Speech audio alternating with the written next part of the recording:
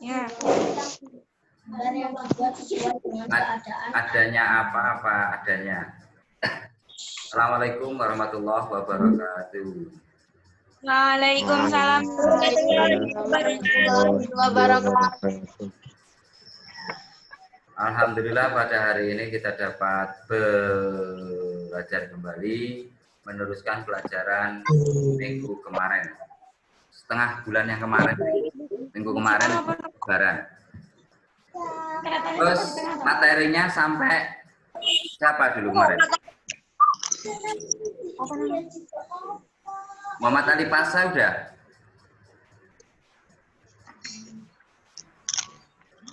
Halo. Tokoh-tokoh pembaruan dunia Islam. Kemarin siapa terakhir? Muhammad Ali Pasa ya? Ya. Iya, kayaknya. Kayaknya. Yusuf. Ketutupan wak wedus lali. Kemarin yaitu Muhammad Ali Pasa, sekarang Muhammad Abduh. Muhammad Abduh. Ya, bukan aduh, tapi ada B-nya, Abduh. Abduh. Ya, betul, ada kalau Abduh. Muhammad Abduh yaitu berasal dari lahir. Dari mana, Pak? Nyapu sebetulnya proses. Lahir di Delta Nil yang sekarang masuk wilayah Mesir. Berarti Muhammad Abduh berasal dari Mesir. Pada tahun 1849 Masehi atau 1265 Hijriah. Ayahnya bernama Abduh Hasan Khairullah. Abduh Hasan Khairullah. Asal imigran dari Turki dan telah lama menetap di Mesir. Itu Muhammad Abduh. Muhammad Abduh memiliki garis keturunan silsilah dari Khulafaur Rasyidin, yaitu siapa? Umar Abu Bakar.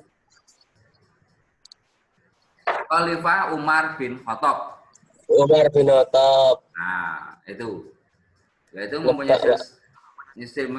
silsilah dari Umar bin Khattab. Muhammad Abduh kecil remaja menekuni pelajaran membaca, menulis, dan pada usia 12 tahun sudah hafal. Sudah Al-Quran. menghafal Al-Quran. Quran. Berapa tahun kalian?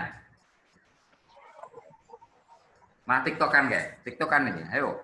Mutiara. Tiara, Mas tiktokan. Tiara, ker. Tiara, ker. Jadi Muhammad Abduh kecil remaja, beliau sudah hafal Al-Quran. Umur 12 tahun sudah hafal Al-Quran.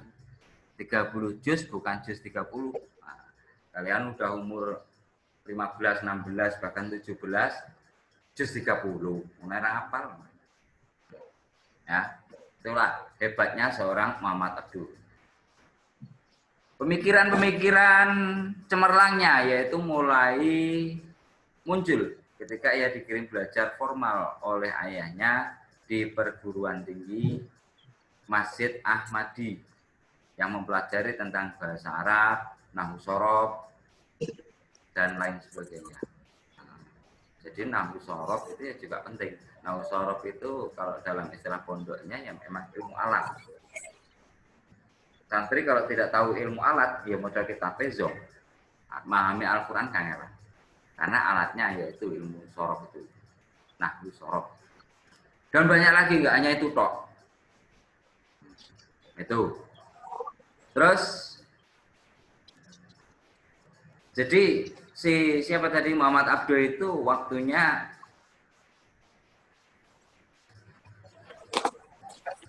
beliau berpikiran bahwasanya ya lebih baik berpikir tidak belajar daripada menghabiskan waktu hanya untuk menghafal istilah-istilah. Jadi panggil belajar.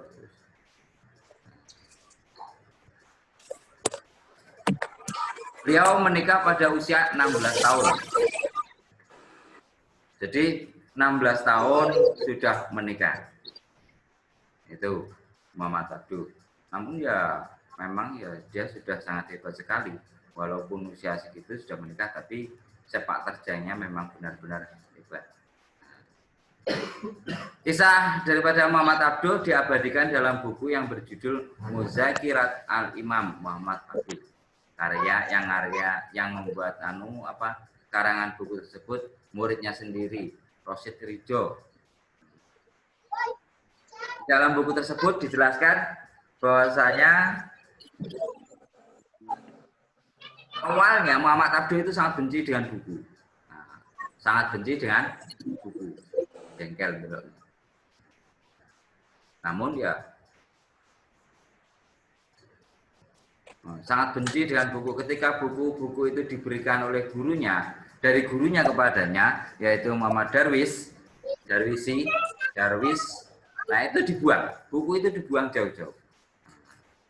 Lalu buku tersebut dipungut lagi oleh sang guru, diberikan lagi kepada Muhammad Abduh.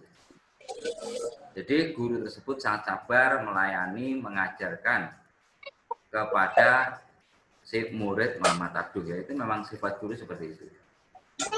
Ya sabar. Yusuf nakaleram ya kudune sabar. Suatu saat pasti akan kembali lagi. Dia tidak akan nakal lagi. Wajar nom, nakale nom. Cuma tinggal lunga nggo ning ndi bocah.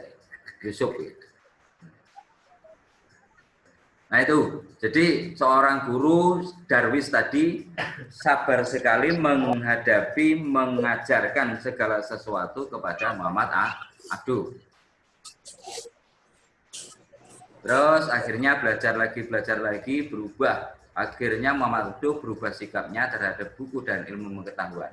Yang tadinya sangat benci, sekarang mulai paham, mulai suka. Nah, dia mulai paham dengan apa yang dibacanya. Kemudian ia kembali ke Tanta pada bulan Oktober 1865 Masehi atau 1286. Nah, itu. Karya-karya daripada Muhammad Abduh banyak sekali. Yaitu Risalah At-Tauhid. Risalah At-Tauhid itu risalah adalah sebuah buku tauhid itu tentang ketauhidan, keesaan kepada Allah. Jadi itu adalah salah satu karangannya. Itu Risalah At-Tauhid. Terus juga ada yang lain Al-Islam wan Nasroniyah ma'al ilmi madaniyah. Islam dan Nasrani bersama ilmu peradaban. Itu karangannya. Durus min Al-Qur'an, berbagai pelajaran dan Al-Qur'an. Tafsir Al-Manar. Nah, kurang lebih 4 itu karangan-karangan beliau yang tercantum dalam sejarah. Bahkan yang terakhir Tafsir Al-Manar tersebut itu tidak selesai. Tidak selesai mungkin karena meninggal. Nah, itu terus dilanjutkan, diteruskan oleh muridnya, yaitu Rosid Ridho. Terus pemikiran Muhammad Abduh yang lain dalam bidang agama yaitu penghapusan paham jumud. Apa jumud itu? Paham jumud. Ada yang tahu? Halo? Ada yang tahu nggak? Nanti Pak. Paham jumud adalah? Apa paham jumud itu? Paham jumud adalah?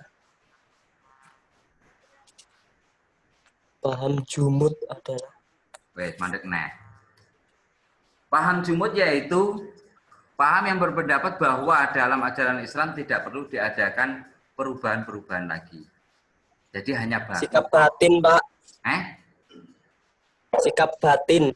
Bukan sikap batin. Jadi paham yang menjadikan pandangan terpaku. Bukan. Bahwasanya paham yang berpendapat bahwa dalam ajaran Islam itu tidak perlu diadakan perubahan-perubahan lagi. Ya udah, apa yang ada di Al-Quran itu saja. Nah seperti itu. Nah itu dihapus oleh Muhammad Abduh. Nah itu kalau hanya itu saja, banyak yang menganut pada paham jumud itu ya repot. Dulu di kelas ini atau kelas yang lain itu ya, saya sampaikan. Kalau di dalam Al-Quran, al-khamru wal maisiru wal aznabu, nah itu kan tidak boleh. Al-khamru, memabukkan. Khamr, ya kan, memabukkan. Nah, khamr itu kalau zaman dulu di sana Arab. Kalau di Indonesia enggak ada. Nah, ya kan? Di Indonesia enggak ada ya. Kalau hanya nurut khamr tok ya, yang lain ya so happy-happy, narkoba dan sebagainya itu kan enggak ada dalam Al-Qur'an. Nah, tapi yang memabukkan. Nah, paham-paham yang seperti itu dihilangkan oleh apa namanya? Muhammad Abduh tadi. Sebab ajaran Islam tersebut sudah menjadi tradisi yang dilakukan secara turun-temurun. Jadi apa ya? Karena paham jumu tersebut bisa merusak generasi. Jadi sekarang itu ya kita harus mengikuti, memang benar kita tetap mengikuti ajaran Islam, Al-Quran dan Hadis, Sunnah dan Rasul. Al-Quran dan Hadis juga ijma' qiyas, namun juga berpedoman pada perpedomannya memang 4 itu asli. Nah, kita lihat ijma' qiyasnya. Nah, kalau di Al-Quran tidak ada, di hadis tidak ada, kita ke ijma'. Ijma' itu adalah kesepakatan para ulama. Itu. Qiyas, dikiaskan itu tadi. Homer zaman dulu ada, sekarang nggak ada. Nah, apa sekarang yang memabukkan? Nah, itu. Terus selain daripada penghapusan paham jumud, penghargaan terhadap akal. Akal itu sangat dihargai sekali oleh Muhammad Abduh. Muhammad Abduh berpendapat bahwasanya Islam adalah agama yang rasional dan sejalan dengan akal. Sebab dengan akal pengetahuan akan maju. Itu. Jadi kalau zaman sekarang ya kiainya ya Ustadz Bahak. Ustadz apa boleh Pak Iwan? Gus Bahak. Nah, itu sangat rasio sekali. Kalian coba lihat YouTube-nya. Ini kok Nopi ini, Rizka ini geger sendiri ngoco tuh ini. Malah ngoco, yang lain dengarkan malah ngoco. Jadi Gus Bahak itu, beliau adalah seorang ulama muda yang sangat intelek. Jadi apa ya? Sangat rasio sekali. Yang katanya Islam itu tidak rasional itu dibukakan mata oleh siapa tadi?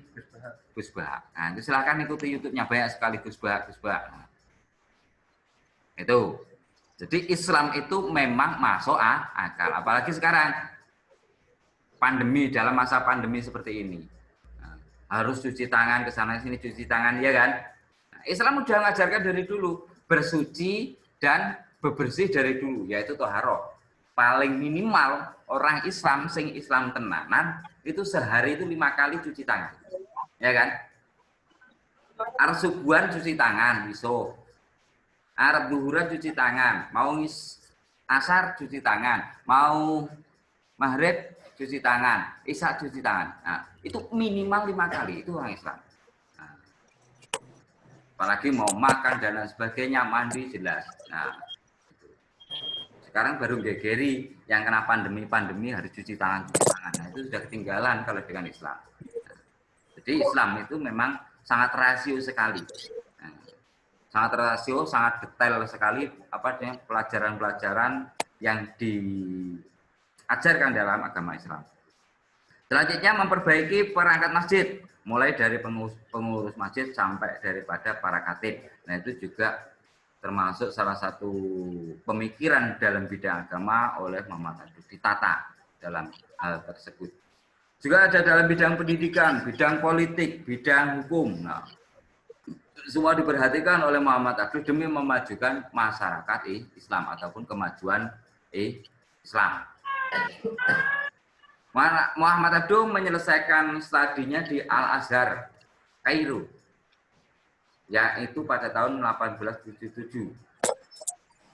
1877 beliau menyelesaikan pendidikannya di Al-Azhar, Kairo. Berbagai macam pelajaran kesusastraan Arab juga dipelajarinya. Nah, itu Muhammad Abduh. Terus selain daripada beberapa hal tadi,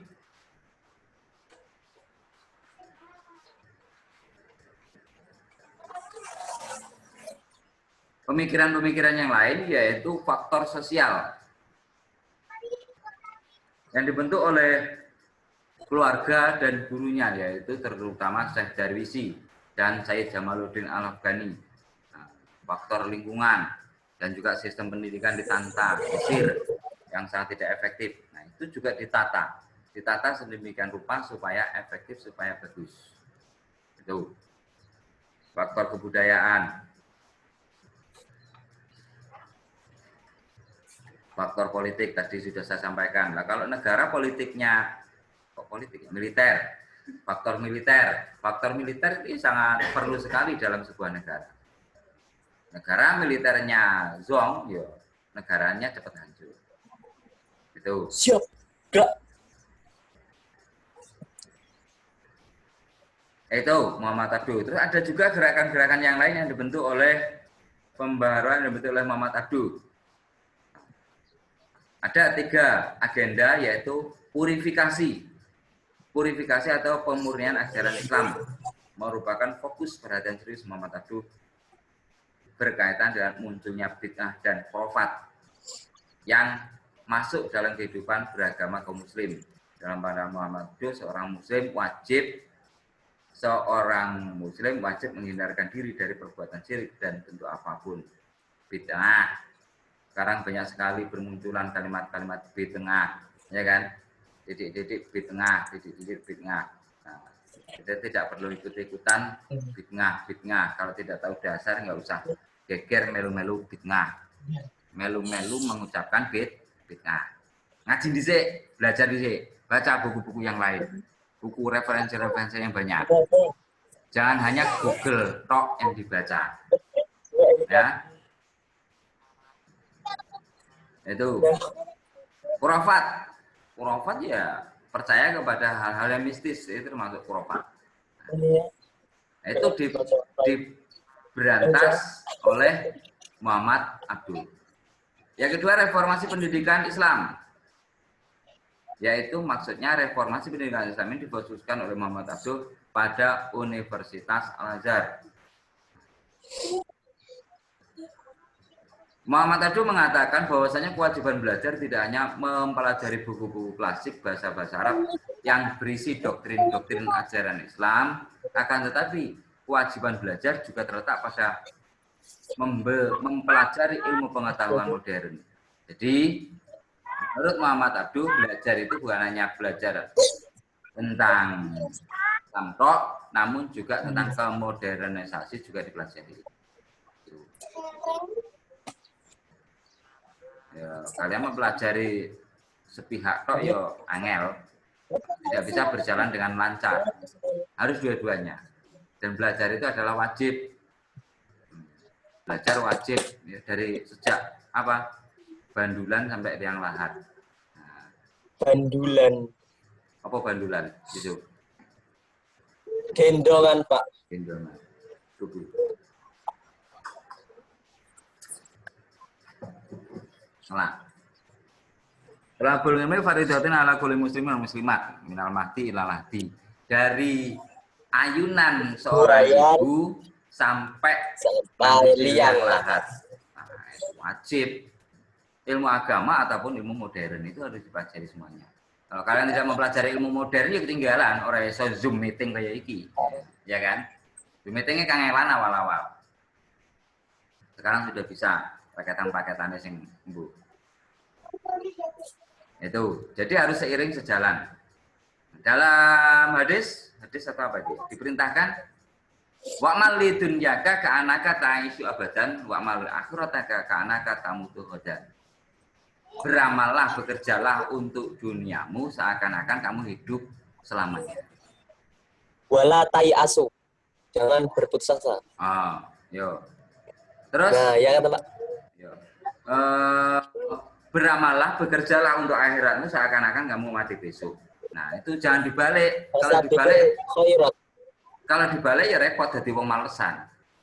Ngamal dunya, beramal bekerja untuk dunia, besok mati ya ngopo ngoyo-ngoyo. Sesuk arep mati ngopo ngoyo-ngoyo. Nah, itu kan namanya dibalik. Begitu pula kalau sebaliknya apa? Beramal untuk akhirat. Wah, aku cek sholat, ayo sholat.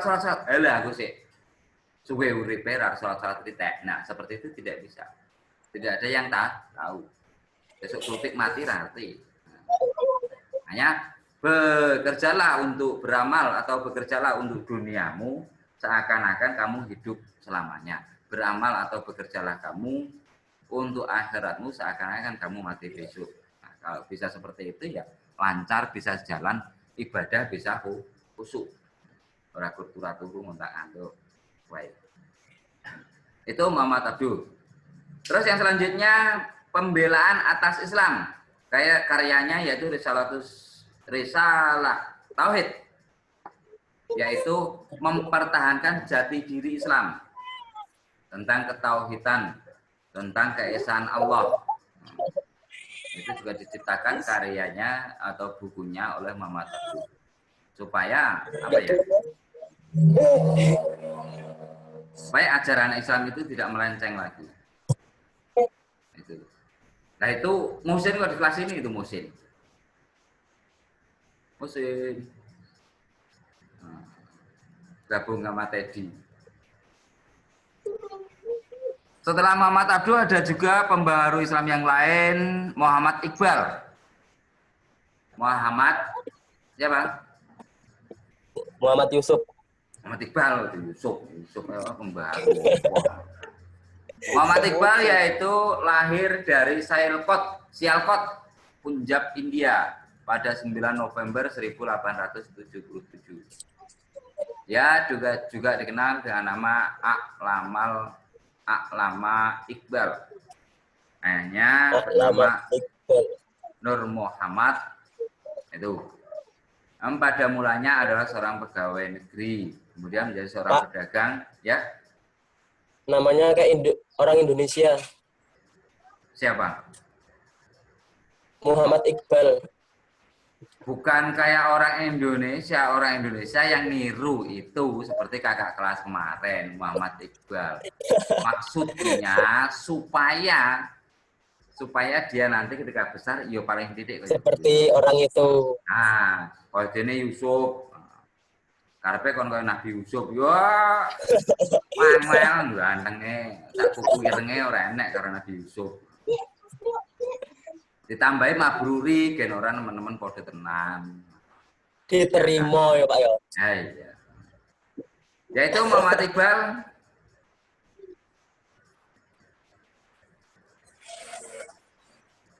lahir tadi di Sialkot, Punjab, terus akhirnya Muhammad Iqbal itu belajar Al-Quran, pendidikan Al-Quran itu dari ayahnya sendiri. Awalnya dari ayahnya sendiri dan namanya juga pembaharu Islam. Itu sudah pasti. Beliau hafal Al-Quran. Nah, jadi hafalan Al-Quran itu hanya dari ayahnya. Jadi enggak dari orang lain, dari ayahnya. Yusuf pamer dengkul malah.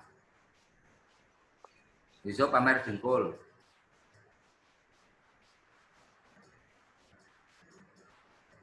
Setelah belajar dari ayahnya, beliau kemudian melanjutkan sekolah pertamanya di The Scottish Mission College di kampung halamannya.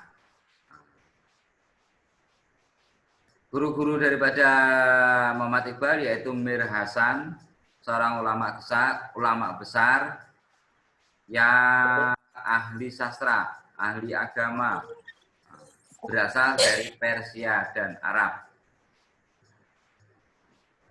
Muhammad Iqbal adalah salah satu seorang yang pertama belajar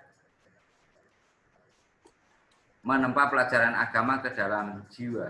Nah, pertama kali menempa pelajaran agama ke dalam jiwa. Kegemaran awalnya yaitu beliau gemar sekali mengubah syair-syair dalam bahasa Urdu. Bahasa Urdu ini ngendi ya, kono lah Urdu. Nanti model Hindia kono. Itu. Setelah menikah pada tahun 1895, Iqbal hijrah ke Lahore. Pindah ke Lahore untuk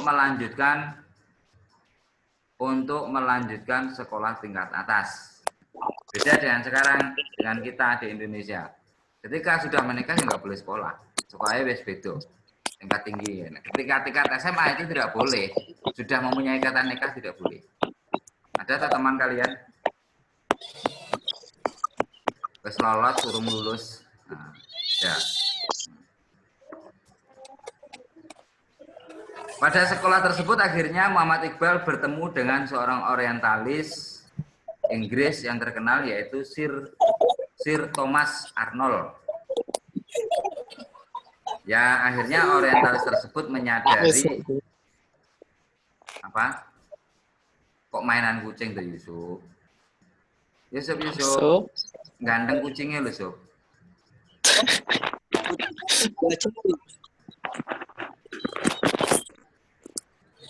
Itu. Ya, Pak. Jadi Sir Thomas itu mengakui, menyadari bahwasanya kecerdasan Muhammad Iqbal itu memang benar-benar sangat cerdas, hebat.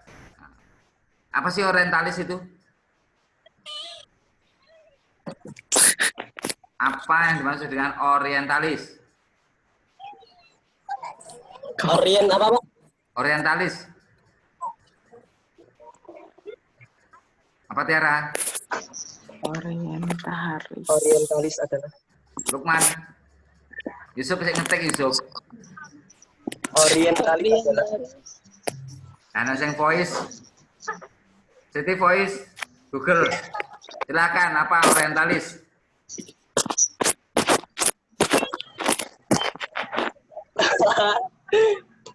peniruan, Pak. Peniruan pada gambar. Butuh. Bukan. Pak, orientalis. Orientalis. Iya, peniruan pada gambar tadi, Pak. Bukan ya. Orientalis barat. Orientalis siswa. Aku habis nyari di Google, Pak. Kayak gitu. Dera, nyambung. Orientalis yaitu sebutan daripada sebutan apa tuh ini? Leoni ini, punya Leoni nih, geger ini. Punya siapa ini? Krut ini. Tiara, Pak, Tiara. Ini Tiara. Ya, Pak. Orientalis itu adalah orang sebutan untuk ilmuwan barat yang tertarik mempelajari agama Islam atau mempelajari budaya timur, itu orientalis. Jadi siapa tadi Muhammad Iqbal tadi bertemu dengan ketika belajar di perguruan tinggi bertemu dengan seorang orientalis Inggris yang sangat tertarik dengan Islam, yaitu Sir Thomas. Sir Thomas akhirnya mendorong Iqbal untuk melanjutkan studi di Inggris. Akhirnya si Muhammad Iqbal berangkat ke Inggris pada tahun 1905, belajar filsafat dan hukum. Yaitu guru terkemukanya di Cambridge adalah Nico Legend. Itu gurunya di mana tadi? Inggris. 90 menit. Setelah berhasil memperoleh gelar doktor bidang filsafat dari Munich, Jerman, Iqbal kembali ke London. Iqbal ke London, mbuh nanti bocah loro. Motoran ngilang.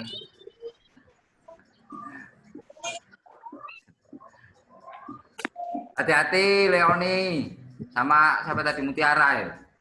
Motoran mana yang di belajar dolan. Mau ke WC itu, Pak. Kalau di sekolahan. Izin keluar. Setelah berhasil mendapatkan gelar doktor bidang filsafat dari Jerman, akhirnya siapa dari Muhammad Iqbal tersebut kembali lagi ke London memberikan kuliah di musim semi pada tahun 1908 tentang topik-topik keislaman. Terus juga ya terjun sebagai pengacara, tetapi beberapa waktu kemudian Muhammad Iqbal berkonsentrasi meneruskan pelajaran pada bidang hukum. Apa, Pak? Kungfu. Hukum, kungfu. Tinggal loh, Pak. Bidang hukum. Jadi intinya kita belajar itu tidak usah milih-milih pelajaran, tidak usah milih-milih ini nggak suka, males, ini bosen, ini ngantuk. Tidak. Karena kita tidak tahu nanti kita akan jadi apa itu tidak tahu. Jadi seperti ini, seperti bagaimana pembaru-pembaru ini tadi. Semuanya dipelajari. Matematika, ngantuk dipelajari. Fisika, kimia, wangel dipelajari. SKI, kalau tinggal dolan ya dipelajari. Sejarah. Apa tujuannya mempelajari SKI? Ya supaya tahu kita sejarah-sejarah pada masa lampau. Matematika apa paling butuhnya lombok, butuhnya ngerti ini butuhnya lombok, butuhnya berambang. Nah, tapi tetap harus dipelajari karena apa? Masa belajar. Nanti tidak tahu kita itu jadi apa itu tidak tahu. Sebagaimana ini tadi siapa Muhammad Iqbal, semua pelajaran dipelajari semuanya. Pertama Al-Quran, hafid, nahwu, sorob, filsafat, hadis, banyak sekali. Hukum bahkan dipelajari juga. Nah, gagasan daripada Muhammad Iqbal yaitu yang pertama pan-islamisme. Pan-islamisme yaitu obsesi Iqbal mengenai terbentuknya negara tersendiri bagi komunitas muslim. Tidaklah bertentangan dengan paham pan-islamisme. Iqbal menyatakan bahwa lembaga-lembaga bangsa-bangsa yang mengakui adanya batasan-batasan perbedaan rasial hanya mempermudah perkenalan belaka dan bukan untuk membatasi cakrawala sosial para anggotanya. Itu adalah pertama gagasan yang diterbitkan oleh Muhammad Iqbal. Yang kedua, free personal casualty. Respon Iqbal terhadap kemandegan dan kejumudan intelektual umat Islam. Jadi seorang umat Islam itu ya nggak hanya berhenti tok, harus yang intelek, harus berpikir terus. Nah, jadi nggak hanya ya sebenarnya aku iso negur ngene, tidak. Tapi harus tetap belajar dan berpikir. Nggak gur mandek tok. Itu. Lah tai asu. Ya paling bukan. Paham dinamisme. Paham ini yang membuat Iqbal mempunyai kedudukan penting dalam pembaharuan di India. Terapi Iqbal dengan paham ini dinamikanya amat terlihat dilihat dari sudut kemenaratasan kaum muslimin. Itu paham dinamisme juga. Jadi berbagai macam gerakan-gerakan ataupun pandangan-pandangan yang dicetuskan oleh Muhammad Iqbal demi memajukan Islam itu sendiri. Nah, itu yang saya sampaikan. Ada yang ditanyakan, silahkan ditanyakan. Sekarang atau besok. Orang teko kene ndi sih tok. Ada pertanyaan? Kalau tanya sunai.